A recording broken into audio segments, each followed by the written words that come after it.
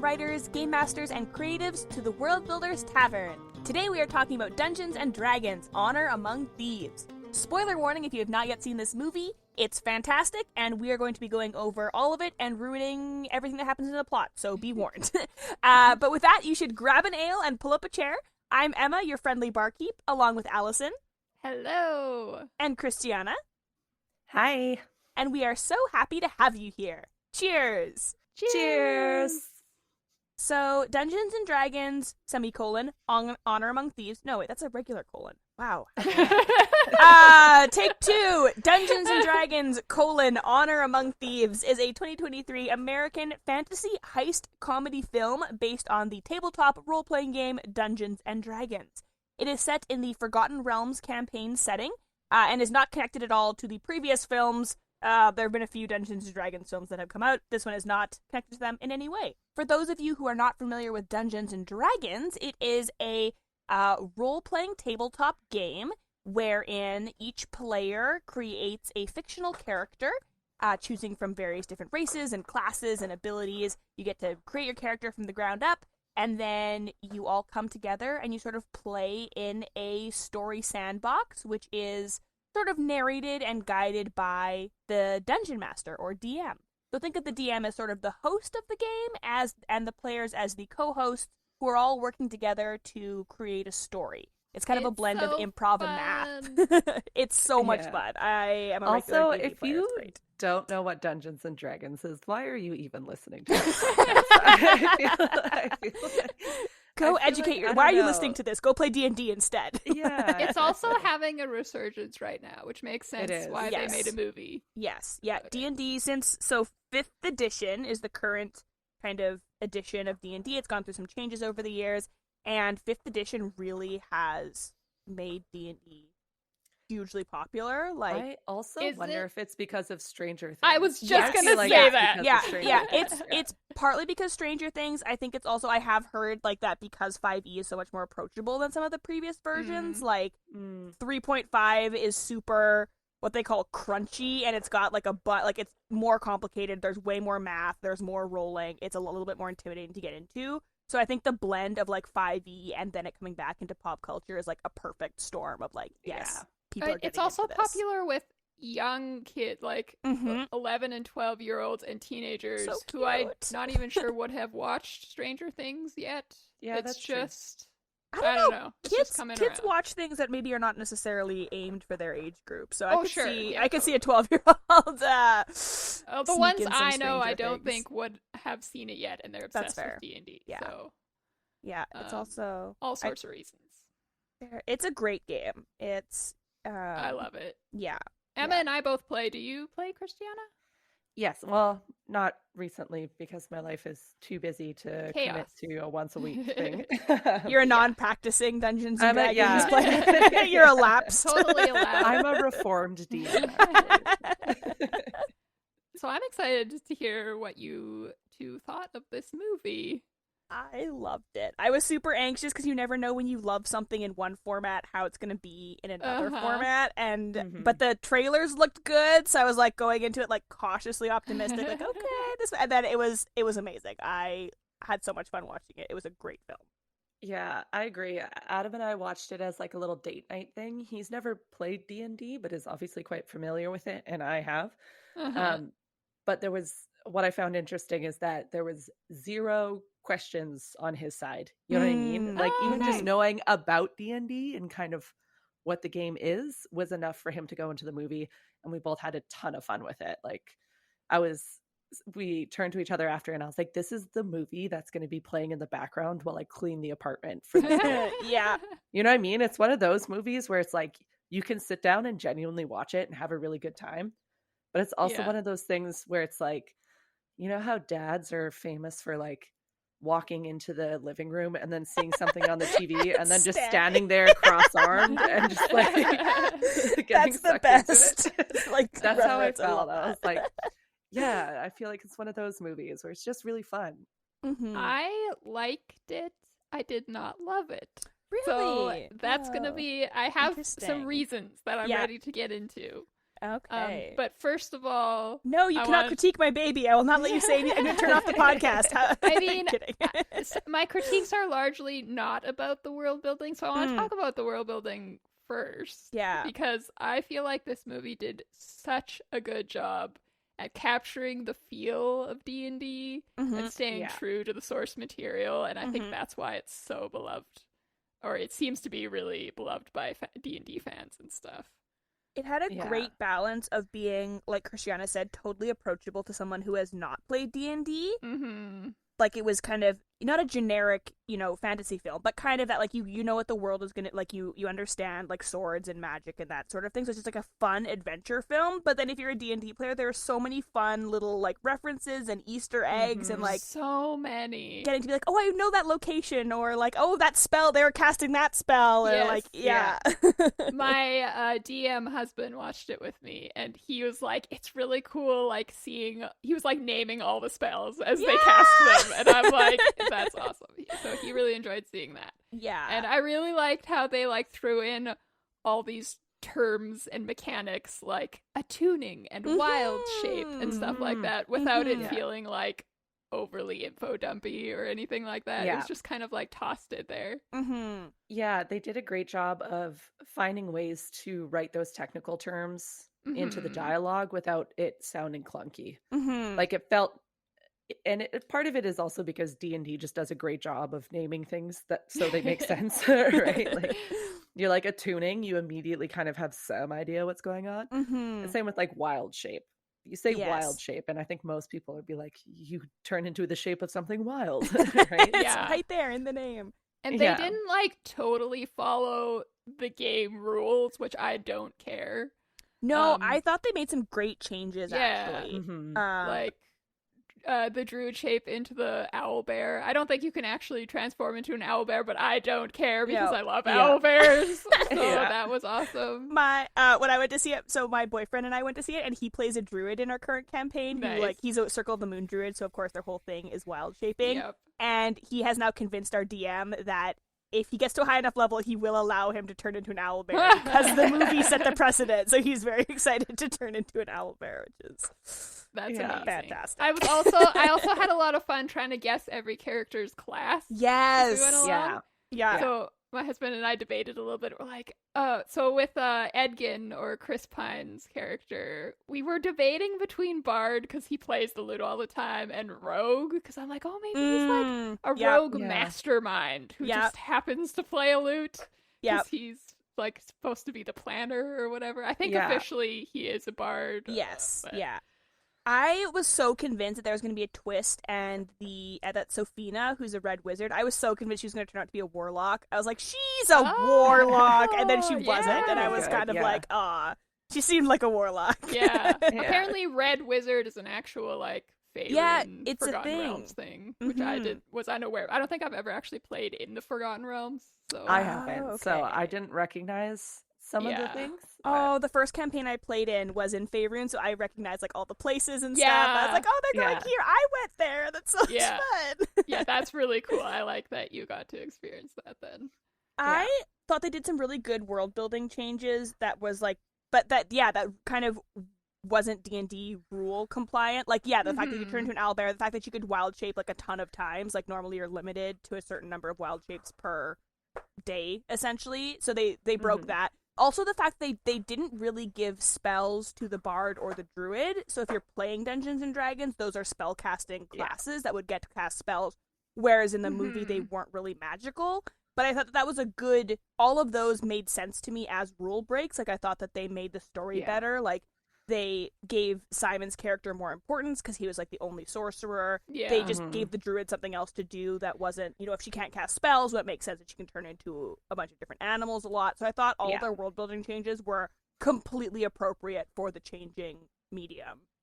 It felt a lot like, so the way I like to play D&D is I like a silly DM. You know what I mean? Like, I like it when they're like, it's technically against the rules, but it's really funny, so roll. You know what I mean? Yeah. And it felt like watching a group of friends do a really dumb campaign with a DM who was just kind of like, it doesn't work, but that's hilarious. Let's do it. Yeah, or you rolled a nat 20, so sure, go ahead. Turn into an owl bear. Yeah, like owl bear, and it's like, let's see how high you roll. Also, does anyone know what was with the fat dragon? Is that a don't- Forgotten Realms thing? I don't or think it's a just- Forgotten Realms just thing. I think separate? they just added it in. Why I was loved him there a so fat? much. I He loved was it so amazing. much. I was immediately obsessed. I was like, Yeah, and there was just nothing said about it. Like, there's no reasoning. There was no, like, it was just like, there. and it was just the best. It was, yeah. I loved how loved he him. rolled like I was just down gonna say, with his mouth rolling. open, just like gobbling up everything. So cute. Uh, They make a that pop was- figurine of him, like one of those vinyl little pop vinyl figures, things, yeah. and I Yeah. want one so bad. Oh my he's goodness, so cute. that's amazing. Adorable. Okay, I noted a couple other things that felt like D&D. Yes. So the first one was the paladin. Oh my goodness, I love him. Zank. so much. Zank. Zank, oh my god, he's Zank. so handsome. He's so handsome. The actor is Reggie like, Jean is gorgeous. He did amazing Unreal. with like being given such like a dry character. I thought it was really well done. But the thing that actually my husband pointed this out was that it felt like the party was given a more powerful NPC because they weren't leveled up enough to go into the area. yes! And I'm Yeah. like, Oh, yeah, that's I didn't such even a think great... of that. Yeah. My favorite part of the whole movie is him walking away on the beach and just walking. That is he gonna walk over it? Is he gonna right over it? Right over. Connor and I like quote that to each other like once a week. It's so funny. It's truly Yeah. the most paladin bard interaction you could have. It's so good. So good. The other bonkers thing, the portal staff. Yes. What was that doing in there? I was like so confused. I was like, did these two companies, like, are Valve, who made the portal video games, and what's the D&D company? I Wizard forget of what the its name Coast? is. Wizard. Are they related? Like, what is this Yeah. doing here? And then my husband suggested, he's like, you know what? This feels like a homebrew DM item that they would just like come up with because they love this thing and they made this item. I'm like, that's totally what it feels like. Aww. Oh, that's so funny. Yeah. So I love both of those things. I'm also a big fan of the Portal games. So Same. I think it's also, again, why it's so much. It really felt like you were watching a D&D campaign because the conveniently located portal staff that saves their butts multiple times. That's such a like. The DM sees them clearly in trouble, and he's like, "These idiots aren't getting out of it. You guys can't all die There on you our go. second session. Have this You stick. spy a staff in the corner," and you're just like, "Wow, yeah." Also, I saw a great TikTok talking about their like plan at the beginning where they throw Jarnathan, which first of all, amazing. That is absolutely a name that a player would name their love character. Jarnathan. I is think that might Jarnathan. be my favorite part of the Oh my movie, goodness! And then the they throw him, Jarnathan. and someone was talking about like this is one of those times when the DM just wants to finish getting out their thing, and their players have already come up with a stupid harebrained scheme. And if they'd only let the DM finish their sentence, they would have realized that it didn't have to do it at all. And Yeah. it's like, yes, that is. Like, this movie was just so clearly written by and acted in, like, by people who, like, understand the game and at least, like, Yes. written-wise, like, love the game, and it's so nice to have that. I thought the world building was just fantastic. But Yeah, I was here's gonna say, why Oh, yeah. I Give us your did critique. not like it as much as I wanted to. I wanted to love it. I think it failed in some levels on story and character. So, not exactly world building, but since we are a writing podcast, those things are connected. So, I'm Yep. going to touch on it a little bit. So, I think they did pack in a lot for one movie as far as story goes. So, like, if this was a campaign that you were playing, it would be like maybe a year-long campaign. totally. Like, Yeah. like a whole arc is going Yeah. into the Underdark to get that item, and you know, Yeah. like every little thing. Yeah. So it felt like it did feel like a lot, but I was trying to figure out why I wasn't like feeling super attached to the characters as much as I thought I should be. And I was like, okay, what can I compare this to? I think I want to compare this to the Guardians of the Galaxy movie because I feel like it has some similar vibes, like The first one? Yeah, you know what? the first one. Okay. Like, Yeah, I could kind of see that. Actually. sort of your ragtag party group of ragtag- people yeah. brought together. Exactly. It's funny. It's a little outlandish. Yeah. They're all a little bit strange. And so I'm like, okay, why do I feel more attached to like those characters than I did to these one? And one thing I noticed was that the D&D character arcs, they all had their sort of, you know, their flaw or their thing they were working through. So like Simon had self-esteem issues and needed to like believe in his own magic and stuff. And you know, Edgin needs to realize that his daughter should be his priority and not his dead wife and that kind of thing. But I feel like they didn't really they grew, but they didn't grow together. So like by the end of the movie, I was like, I kind of expect you to all go your separate ways. Like I don't feel like you're a team. Whereas Guardians of the Galaxy, it's like, oh, they're a family now. Yeah. And I wanted to feel that way about this group, and I didn't. And so I think maybe that's partly why. And another thing I noted was that there wasn't any like personal stakes in the villain winning. So like when they're going away in the ship, they could have left. And like the world would have been a worse place, but it wouldn't have personally done anything to them, you know? And I really kind of like that, those personal stakes, and like, if I don't do this thing, my life is going to suck, or you know, that kind of thing. So I think I missed that a little bit. I had a little bit of the opposite feeling, to be honest, about the boat scene. Yeah. Where I was very, like, Adam turned to me and was like, they just figured out how to work together. They have to turn back and help. They're not just going to sail away. They have to turn back and help. And I was like, yeah, I would feel gross and disappointed if they didn't. Like, it shows growth. Like, they're no longer searching for greed. They're about doing the right thing now. Yeah, that's fair. Turned, it's like the Robin Hood thing, right? It's like the heroics, they stole from the rich. Yeah. To be fair, I did really like that scene. Like, I like that they turn around and go back, but I still felt like they don't have any like personal stakes in this bad guy, even before that scene. I think for me it was that the bad guy didn't have super relatable reasons for being evil. We don't really know much about her and Forge. So they're kind of two villains in the story. Forge, the rogue, and the Red Wizard. Forge, I thought, was a good villain, because sometimes you're just a shitty little weasel. Exactly.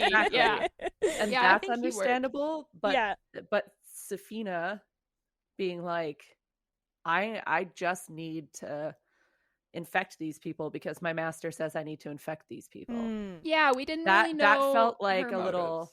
Yeah, like, why does she personally follow him and want to do this? Like, and even just like a little thing. Even if it was like, my parents left me and the Red Wizards took me in, I'm forever loyal to them. Like, even like a one sentence like thing, I would have been like, oh, okay, that's why she's fair. Such a dingus. And maybe that's a place where they could have, because I think that sort of just like loyal cultist is very much a staple of like traditional D&D, and especially of like Forgotten Realms. Like, that's very much part of that campaign, and so maybe that's a place where it would have benefited them to do one of those little shifty things that they did with some of the other rules and make it more movie and a little bit less D&D. That's fair. It's interesting, Allison, because I see what you're saying about both of those points, but like for me, they just don't bother me. Like, that's just like, I'm fine. Like, that's a perfectly fine movie for me. So me critiquing Safina just then, I was like, but do I really care? Like, if I stop and think about it as a writer, I'm like, there's no motivation. I don't care about her that much. She wasn't the point of the movie to me.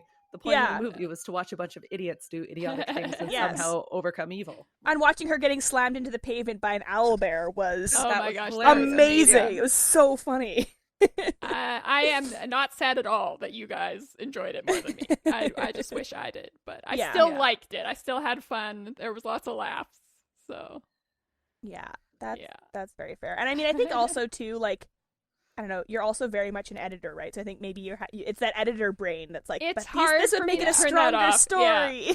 Yeah, it's hard. Yeah, I can't get away from that. It's like, what's the structure? What's the characters' motivation? Yeah, etc. I almost find it refreshing that at the end of the movie they could all go their separate ways, because as much as I love like found family stories, that's also kind of how I feel every movie goes. Like, especially a lot of these days, following the Marvel films, I think a lot of action and adventure movies do that, where it's like, okay, now we're, and like, for example, of it being done badly is like Suicide Squad, where it was incredibly forced. You don't believe that any, like, these characters have known each other for 10 minutes, and they're like, we're a family, and so, like, it is kind of nice to also be like, you don't have to necessarily become a family. You can also just be a group of people who went through something together, and, like, you're bonded, but you can go your separate ways, and, like, that's fine. You don't have to become a family. I said that is because there is a line like that in this movie when they're all sitting there together. One of them says something about how they're a family now, and like I'm like, well, are you? Oh, that's fair. You know what? I forgot about that line. You're right. Yeah, it's like I lost one family. I'm not going to lose another one. Something like that. I think it was it Simon that said that? I forget who said. Yeah, no, you're right. That wasn't. Yeah, I do agree. That's an unearned line. That because you don't. Yeah, I feel like I'm not convinced that they're all like. I am convinced that the daughter and Holga and Edgin are a family. Yes, that was absolutely. good. Yes. Yeah. I really loved what they did with Edgin and Holga, where they didn't make them a romantic pairing at all. They were just like best friends and like have this kid kind of together, but like they're not. Yeah, they're clearly not romantically platonic soulmates. Yeah.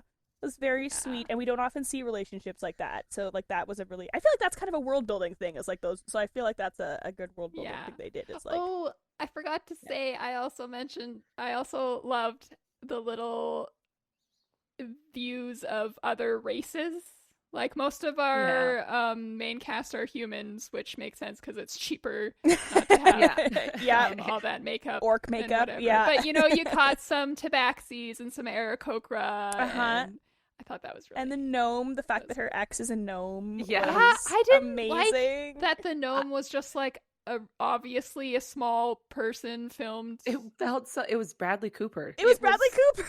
Yeah, so I had to Google it. I had to literally pause it and Google it, and I was like, "Is that no?" That's like I feel like Bradley Cooper was on a side quest of his own in that movie. He's like, what's like the strangest role I can just take right now? His acting was great. I just wanted him to look more like a hobbit. Yeah, weird. Yeah, like how they did the hobbits from The Lord of the Rings. But it's okay. I can't have everything. I think this is also a cool example of like even where you have some weaker areas in story, if you have a really, really fun world and characters, sometimes that's like what your story needs. Enough. Like sometimes your plot, like there's so many, we love to talk about plot, and plot is certainly important, but it's also not everything in your story, which is kind of hard to wrap your head around as a writer because your like plot is king, but there's other stuff. I always try and use the example of like YA novels. I love YA novels. The plot to every single YA novel is the exact same. I don't love them because they're wildly unpredictable mysteries or anything. I love them because I love the worlds. Like they're generally really creative and really cool, and the characters are neat. I don't care if it's the same plot. Like unknown person discovers they're the chosen one. Gain powers, defeat evil, become monarch of the realm. Ta-da! Like if that's the same participate story in a every tournament. time. Tournament. Yeah, exactly. I love tournaments. Yeah, I know. It's honestly like I think that could literally be a tag for like online books if it isn't already. Like YA tournament scene. Enemies to lovers. Only one bed. And I'm reading every single one. Even the triangle, the love triangles. Yes. I'm okay with them. They're fun. Yeah. Okay. We should probably move on to our proprietor's pick for today. Oh no! Don't make me leave. No, Emma wants to keep I want to talking stay about D&D forever. I do, and I can't blame her. Go ahead, Allison. Okay. My proprietor's pick for today is The Adventures of Amina al-Sarafi by S.A. Chakraborty. It was published February 28th of this year, so you can get a copy already or check in with your library to see if they have it. Here's the synopsis. Amina al-Sarafi should be content. After a storied and scandalous career as one of the Indian Ocean's most notorious pirates, she's survived backstabbing rogues, vengeful merchant princes, several husbands, and one actual demon to retire peacefully with her family to a life of piety, motherhood, and absolutely nothing that hints of the supernatural. But when she's tracked down by the obscenely wealthy mother of a former crewman, she's offered a job no bandit could refuse. Retrieve her comrade's kidnapped daughter for a kingly sum. The chance to have one last adventure with her crew, do right by an old friend, and win a fortune that will secure her family's future forever. It seems like such an obvious choice that it must be God's will. Yet the deeper Amina dives, the more it becomes alarmingly clear there's more to this job and the girl's disappearance than she was led to believe, for there's always risk in wanting to become a legend, to seize one last chance at glory, to savor just a bit more power, and the price might be your very soul. I was on board the moment you said pirate. You didn't even need the rest of that somehow. I didn't, yeah. Notorious pirate? Yeah. That's just sounded great like pick for a D&D comparison. Right? It sounds like a really D&D fun. campaign. Yeah, yeah. it really does. I want to play that campaign. Someone run it for me, please. And it's like a heist story, which the movie was too. So I think it sounded like a lot of good shenanigans. I just Googled it, and it's by the author who did the City of Brass series, which I didn't realize. I haven't read that one, but I keep hearing great things about it. It's supposed to be really good. Yeah. And I think is this an adult? I'm not thinking of it being a YA, so I'm assuming it's an adult book as well. You always ask me this. I do. I should write it down. I should know by now to write it down. Emma's going to come in with us. Because, usually if it's YA, they are, like, very YA usually books, it's tagged, or you can just, like, tell. Yeah.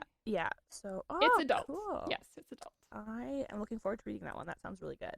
I know, right? Another book for our TBR. Oh my goodness! People. Stop giving me books to read, Allie. I know. Yeah. It's okay. We'll get through some of them maybe for next season of the podcast. All right. Well, with our to be read pile one book taller, that is time for last calls. We are going to give you some things to think about or some questions to ask yourself when you're building your world based on the world building in the Dungeons and Dragons movie. Allie, what do you think people can learn from the Dungeons and Dragons movie to apply to their world building? Because I felt like there were some things in plot and character that were lacking, I will advise that as much as I love world building, it's not anything if you don't have those other elements. It's not a story if you don't add character and plot. I won't say it's not anything. Feel free to just world build till your heart's content. But if you want to write a book or a campaign or something, consider how your characters interact with your amazing magic and world in addition to just it being cool. Yeah. That's a good one. Christiana, how about you? What do you think people can learn from the world building of this movie? I think if you're stuck when you're writing, which I know is a very common thing, whether you're the kind of person who charts out a whole plot and skeleton first, sometimes you get to that point where you're like, okay, but what next? Do think of it as a D&D campaign. Like you as a writer are also, hopefully, it should be a reader. What would you like, take your author hat off for a moment. What would you do? Or what would you want to see, right? Sometimes taking that step back outside yourself is really helpful. Because at the end of the day, books, you should enjoy them, right? So whether it's you're stuck at a plot and you think, what would be a funny thing to happen right now? What would be a scary thing to happen right now? Like, go through the little list and see what the options are. You could even, like, if you're really stuck, you could just roll a dice and see, like, assign a thing, roll a dice, and maybe it doesn't end up being the right thing for your story, but maybe it just, like, twigs something. You're like, oh, now I know what I want to write. Like, that's actually really fun. I want to try that. Yeah. Like, take off your author hat, put on your role-playing hat. Yeah. And make a dumb decision. Like, I definitely do that sometimes when writing. I'm like, if this character I'm writing was my D&D character, what would I do with it right now? And sometimes it's just enough to kick me out because I'll think of something really stupid, but I think it's a good idea. Throw an Aarakocra out a window. I punch the nearest NPC as hard as I can. And then I'm like, oh, but maybe a fight needs to break out in this scene. Yeah. And then you keep going. Yeah, think of the dumbest thing you could do and then just dial it back a little bit and then you're golden. I think my advice, or what I think is really good to take from this movie, kind of is in the same vein of build a world that you can have fun in. Like, build a world that you love. There's so many different types of world buildings. Like, the world in Honor Among Thieves is completely different from the world of Game of Thrones, and yet you could tell that both of the creators loved the world they're playing in. So don't try and make a world that you think other people will like or that you think fits the like market. Just make a world that you have fun in and people will be able to tell and they will love it because it's a nice place to be. Even if it's not a nice place to be. It's a nice place to read about or to experience, even if you don't want to live there. So have fun with your world. With that in mind, if I could sneak in an extra little thought. Ooh, a bonus question. A bonus. Not really a question. I think people are so terrified of being unoriginal. Everything's already been written before. If you love Game of Thrones and you want to write a book about swords and dragons, don't worry that Game of Thrones has done swords and dragons before, right? Like a lot of these world archetypes exist for a reason, so it's okay to like lean on them a little bit. Totally. And no one's going to tell the story that you do because nobody's you. Yeah. So unless you plagiarize, don't do that. Don't plagiarize. Yeah, definitely. This don't podcast plagiarize. does not endorse plagiarism.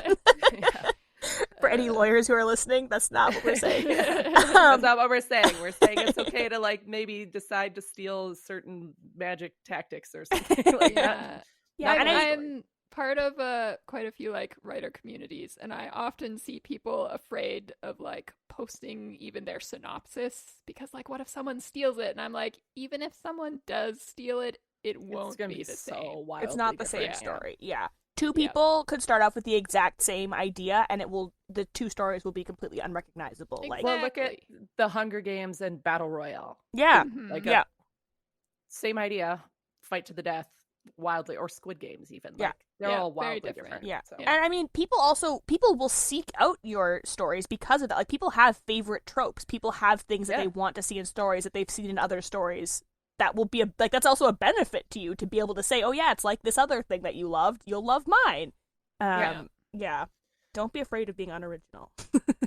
Just write it. Just write it. That's really our ultimate advice. Just make the story. Just make your world. Just make your story. Just do it. Don't be afraid. It's super easy, I say, with heavy sarcasm.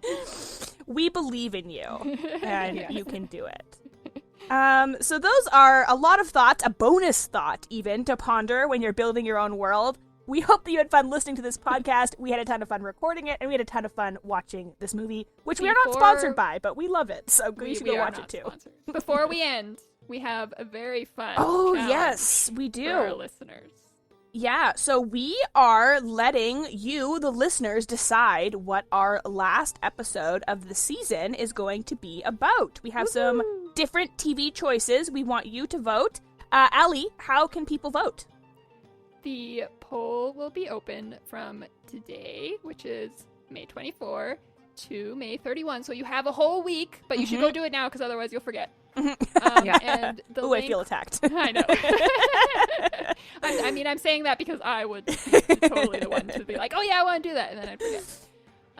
The link to the poll will be in the show notes, so you can just click on it there. It'll take you to the poll on our Patreon, and you can vote. You don't have to be a patron; you can still vote. And I'm really excited about our options. Yeah, so our options are: you can vote for Wednesday, The Last of Us, or House of the Dragon are our three options. And they're all so good choices. We are so glad we don't have to pick because we could not choose between these. So, listeners, let us know what you most want us to talk about. Do you want us to talk about the world of Wednesday, the world of The Last of Us, or the world of House of the Dragon? Let us know. We are going to be recording that for you. And then, so we have, how many episodes do we have left this season? 3 more, and then our voting one. Our finale. I can't believe we're almost done season 1. Oh my goodness. And we'll be taking a break for the summer, and then we will be back in October. Yay. With a whole new season 2, which we've started planning, and we're super excited about for all the fun things we have. You guys are going to love it. Oh my goodness. In the meantime, before we sign off, if you want more of The Tavern, you could follow us on Twitter, you can follow us on TikTok. We also have a Discord if you want to get together with other fans of the show and other world builders to talk all things world building. All of those links will be in the notes of the episode, as per usual. But with that, that is closing time, folks. Thank you so much for joining us at The Tavern. We hope to serve you here again real soon. But for now, you gotta scram. Get out of here.